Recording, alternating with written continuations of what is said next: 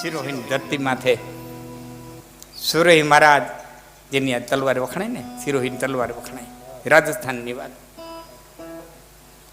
ચોપાટ રમે અને રમતા રમતા રમતા દરબારીઓ ઉભા છે, અમીર ઉમરાઓ ઉભા છે, અને એવી ચોપાટની બાજી જામી છે.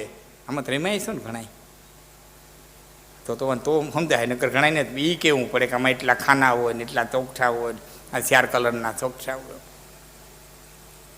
ઘડીક મહારાજ જીતે, ઘડીક રાજકવિ જીતે, ઘડીક વાર મહારાજ જીતે, ઘડીક વાર રાજકવિ જીતે.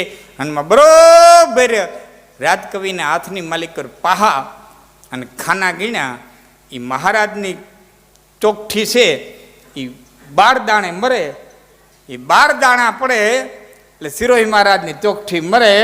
એ હાથની માલિકર પાહા લઈ અને તારણે ફેરવવા માંડ્યો ને ફેરવતા ફેરવતા ફેરવતા ફેરવતા એ નવલદાન નામનો હાસ્ય અટકનો ચારણ પાહા ફેરવતો ફેરવતો ફેરવતો ફેરવતો કે હોરઠની દાતારી જીવતી હોય તો પડી પાહા પોબાર. એ ઘા કર્યો અને 12 દાણા પીડ્યા. 12 દાણા પીડ્યા. ચોપાટી રમત છે ને તાવારી રમત છે. એ 12 દાણા પીડ્યા એટલે પોતાની કાંકરી લઈ ગોઠણિયા વારી અને સિરોહી મહારાજની કાંકરી માથે કાંકરી મારી. પણ એવી ભેંટ દઈને કાંકરી મારી કે કાંકરીનો ભૂકે ભૂકો કરી નાખ્યો. હાથની માલિકો કણસું ખૂતી ગયું, લોહીના ટેસિયા આવી ગયા. અને સિરોહી મહારાજે ચોપાટનો છેડો ઉપાડી ચોપાટ વીખી નાખી. ચોપાટ વીખી. ચારણ પાહા નાખતા પેલા હું બોલ્યો હતો કે મહારાજ મેં એમ કીધું હતું કે હોરઠની કાઠિયાવાડની દાતારી જીવતી હોય તો પડી પાહા પોબાર. કે દાતારી જીવે કે હું તો કારા માથાનો માણસ છું ને કદાચ ને કહું, પણ આ નિર્જીવ પાહા એમ કહે કે હજી જીવે છે, હજી જીવે છે, હજી જીવે છે. આ પાહા પોબાર પીડ્યા. આ નિર્જીવ પાહા એમ કહે કે જીવે છે. અને તેથી સિરોહી મહારાજે કીધું કે તો હોરઠની કાઠિયાવાડની ધરતી માથે માથું દે ને એવો કોઈ પણ દાતા હોય ને તો માનું કે દાતારી જીવે છે. જાય એવો ગોત્યાય. એ પછી સિરોહીનું રાજસ્થાનની ધરતીનું પાણી પીધે અને ચારણ ઘોડી લઈ નીકળી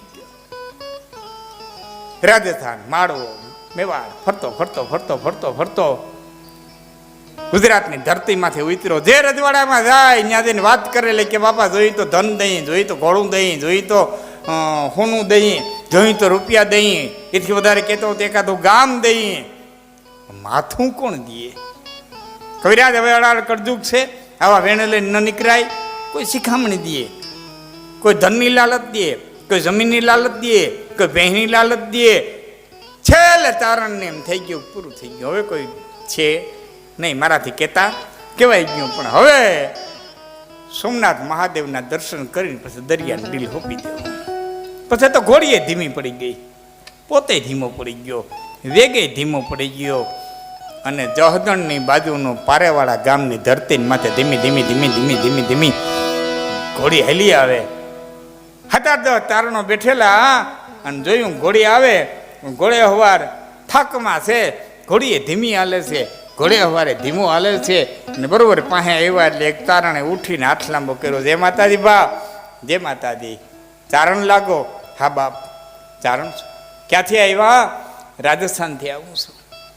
ક્યાં જાઉં એ હવે નક્કી નથી. એ હવે સોમનાથ મહાદેવ ત્યાં લઈ જાય. ત્યાં અહીંયા આપણા 7-8-10 ઘર છે બાપ. સૂર્યનારાયણનો મેર બેહી જાય. આજની રાત ત્યાં રોકાવ અને પછી તમે સવારે તમારે પરિયાણ કરવું હોય તો કરજો. હવે અમે અહીંથી જવા નહીં દઈએ. એ તાણ કરી અને તારણો આવાસે તેડી ગયા. ઘોડી બાંધી, માણસે થાક ઉતાર્યો. હાનનું વાડું તૈયાર થયું, દૂધ રોટલા પીરહાણા. ઘરધની તારણ બેઠો બેઠો જોતો જાય. આનો કોળીઓ ભરવાની જે રીત છે ને એમ કે છે કે કંઈક માલિકો ચિંતાના વાદળા ઘેરાય છે. હા, સમજદાર માણા હોય ને તો મોઢું છે ને હૃદયનો આરીસો છે. હામાવાળાને વાંચતા આવડવું હું જોઈ, બાકી છૂપવું છૂપે નહીં. હામાવાળો વાંચી ન હોય વસ્તુ નોખી છે, બાકી મોઢું છે હૃદયનો આરીસો છે. હામાવાળો વાંચી શકતો હોય તો મોઢું બધું કહી દે. તમે એમ ન માનતા ખાલી જીભ જ બોલે, અંગે અંગ બોલે. આંખને પોતાની ભાષા છે, નેણને પોતાની ભાષા છે, નાકના ટેરવાને પોતાની ભાષા છે, કાનની બુટું લાલ થઈ જાય ને પોતાની ભાષા છે, ગાલને પોતાની ભાષા છે, હોઠને પોતાની ભાષા છે, હાથને પોતાની ભાષા છે. પગને પોતાની ભાષા છે, પગ ઉપડીને ખબર પડી જાય ક્યાં વેગ થઈ ગયા છે. ભોભીની ઘોડા ભલા ડાબાનું ઉપડી ગયા એ કહી દઈએ ક્યાં ડાબલા ઉપડ્યા છે કઈ રીતે. દરેક અંગને પોતાની ભાષા છે. હામાવાળામાં તાકાત હોવી જોઈએ. વાળું પાણી કરી અને બેઠા. પછી ગરધણી તારણે કીધું, કવિરાજ કઈ વાત લઈને નીકળ્યા છો, કઈ મૂંઝવણ લઈને નીકળ્યા છો? હા ભાઈ, શિરોહી મહારાજની સાથે તોપાટ રમતો તો આ ઘટના ઘટી છે અને માથાનું દાન દેવા માટે નીકળ્યો છું, પણ હવે વીરત્વ વિનાની ધરતી થઈ ગઈ એવું લાગે છે. એટલે ગરધણી જે પારેવાળાનો તારણ હતો ને, પારેવાળાનું તારણ હતું, એણે કીધું આટલી જ વાત છે ને ક્યાં કે હુઈ જાઓ, સવારે ધડી જાય. થાક્યો પાક્યો તારણ વિશ્વાસથી હુઈ ગયો. ભગવાન હુરનારાયણે સવાર ઓરની માલિક ઉદયાત્રને ઓરડેથી હોનેરી પાહો ધરતીને માથ ફેંક્યો. નવકણ ધરતીને માથે ધરાણ કરતો અંજવા પથરાણો ભલું વીઘા ભાણ ભાણ તુહારા ભામણા મરણ જેણ લગમાણ રાખ દે કશ્યપ રાઉત ઉગું તારે અચૂક વીઘાનું અડહ નહીં ચડું ને પડે ચૂક કમણે કશ્યપ રાઉત કશ્યપ જે હોડો ને કોઈ નંદણીયલ દૂધે દીકરા લખદડ ભાંગે લોય ઉગી અંજવાળા કરે તો કિંડ આદર કિંડ આકલા કે પૂદે ને પાખાણ ભરાતીનો ભાંગે રાણ. આ તો કમણે કશ્યપ રાઉત સવારે ઉઠી કોઈ કરે હુરદની આસ એને ગોરો સરસને ગરા તું દેજે કશ્યપ દેવાવું હમ હામા ભોળા ફળે કે તને ભાંગે રા ભ્રમ તને મેણે કશ્યપ તણા તું સુરદ રાખજે શરમ તો આવડની આણી પછી લાદાડું લોપે નહીં. આ તો ભરે ને ડગલો ભાણ પછી કરમે કશ્યપ રાવું એ દાડો હુરનારાયણ ઉદય થયા અને બે ઘોડીઓ તૈયાર થયું. હાલો કવિરાજ કેમણા બસ મારી હારે હારે હાલો. એ વાતો કરતા કરતા કરતા કરતા ઘોડીઓ પંથ કાપતી કાપતી કાપતી એ પંથકલાની ઘોડી એ પંથ કાપતી કાપતી કાપતી પંખીના માળા દેવડા ઉમરાળી ગામની ધરતીમાંથી આવી અને ઊભી રહી અને હાથ નાખ્યો કે આપા રામ છે, આપા રામ ઘરે છે. આઈ રાણીએ ઓસરીની પાયરે આવીને એટલું કીધું, કવિરાજ ઘોડે બેહીને વાતો કરો છો, તમારા મામા નથી તો ઘર ક્યાં ફેરું લઈ ગયા છે? ઘોડેથી હેઠા ઉતરો બાપા, હેઠા ઉતરો. અટાણે નથી રૂંઢે આવી જાય. ભાઈ એક કામ કરો, અમે ચોરે જઈએ છીએ, કહેજો કે રાજસ્થાનના એક મહેમાન છે અને ચોરે વિતર્યા છે, ચા પાણી તમે ચોરે મોકલાવી દીધો. એ ચા પાણી ચોરે પહોંચી જાય, હાનનું વાડું ચોરે પહોંચી જાય.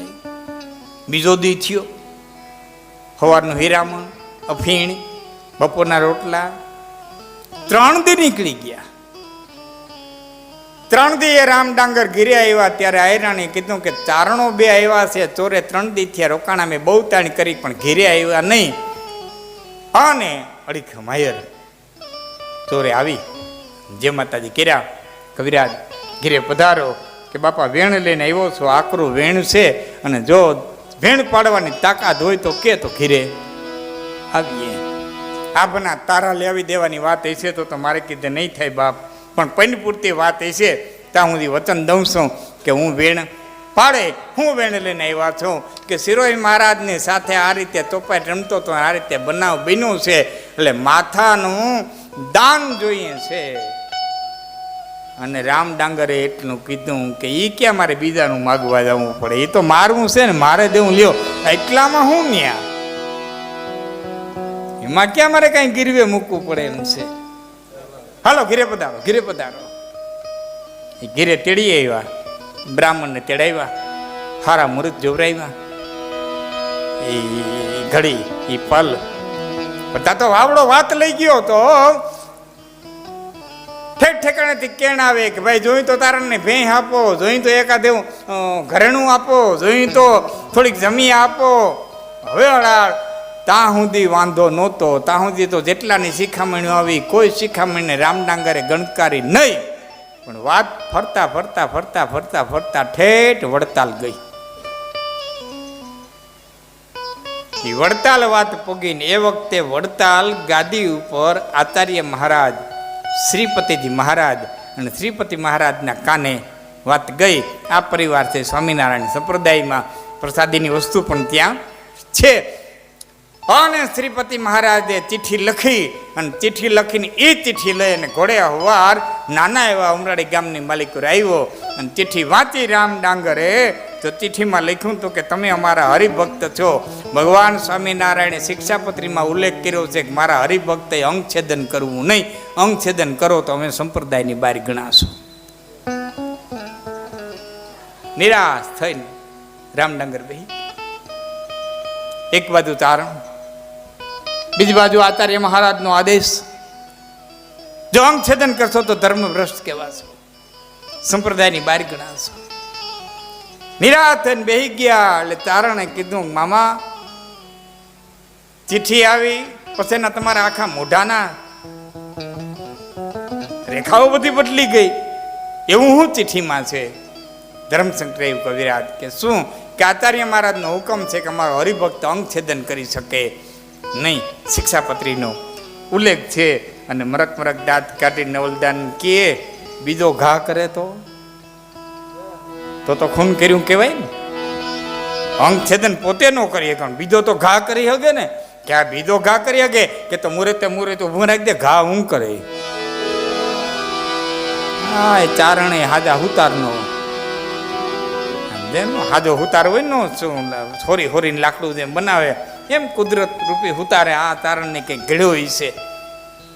ઘા હું કરે સાહેબ એ ઘડી એ પલ નાના એવડા ઉમરાડી ગામની માલિકોરાજ માણસનું હયું ધરાય અને શુભ મુહૂર્ત ચોકડિયા જોયા.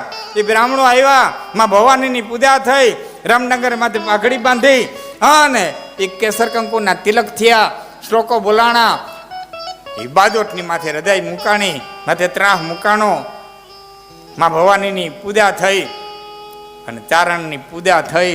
ચારણને તિલક કર્યું, એ ભવાનીને પગે લાગી અને તલવાર ઉપાડી અને રામનગર છે એ ત્રાહની માથે માથું રાખી અને ઉભા રહી ગયા કે ચારણ મુહૂર્ત વયું જાય નહીં, કરી ઘા. અને હાથની માલિકો તલવાર લઈને ચારણ ઘા કર્યો. એ ઘા કર્યો એટલે તલવાર છે એ રામનગરની પાઘડી લઈ અને થારની માલિકો ત્રાહની માલિકો ભટકાણી. એટલે રામનગરે કીધું, કવિરાજ ઘા છટકી ગયો, ઘા ચુકાઈ ગયો. કે કેમ? કે તલવાર ગળા માથે ન ગઈ અને પાઘડી માથે કેમ ગઈ? અને તેથી ચારણે કીધું તો કે માથું માગતા ન અચકાવ્યું, લેતા થોડો અચકાવું. કે તો ગળે કેમ ન ગઈ તલવાર, પાઘડી માથે કેમ ગઈ? કે મારે સિરોહી મહારાજને ખાલી બતાવું તો કે હોરટની માલિકો હજી દાતાર છે, મારે માથાના દેનારો જોતો તો, માથું નહોતું જોતો. આ તો છેલ્લી ઘડી સુધી તારી પરીક્ષા કરતો તો ડગહ કે નહીં. તારા જેવા દાતારના માથા લઈ લઈ તો તાર દુનિયા દાતાર વિનાની થઈ જાય. મારે માથાનો દેનારો જોતો તો માથું નહોતું જોતો. આ બધા ઓળખતા છો.